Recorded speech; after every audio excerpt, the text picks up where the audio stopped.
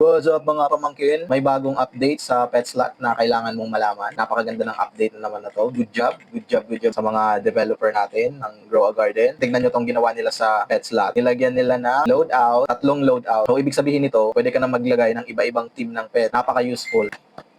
Very good. Kasi di ba, nagbabago-bago tayo ng mga pets. Halimbawa, ganito. Tingnan niyo to sa akin. Dito sa loadout ngayon, meron ako ditong 4 na kitsune na ipapamigay ko sa magpa-follow at mag-share ng mga videos ko. Tapos, meron dito loadout 1. Dito naman sa loadout 1 ko, meron akong mga pancake mold. Ginagamit ko kapag nag-AFK ako. Tapos, pag gusto kong mag-hatch ng egg, katulad nito, malapit na sila 3 minutes na lang, imbis na ipipick up ko yung mga pancake mold ko at i-drop ko ulit yung bagong pet na kailangan ko, let's say ostrich sa iba, pero sa akin ang ginagamit ko ay ito, 'di ba? Napakabilis, hindi ko na kailangan i-pick up, hindi ko na kailangan pumunta ulit dito sa inventory para lang hanapin yung pet at i-drop isa-isa. Napaka-efficient ng update na to. Napaka-useful, gamitin nyo. Huwag nyo i-tenga lang yung pet loadout nyo. Follow for more Tito updates. Peace out.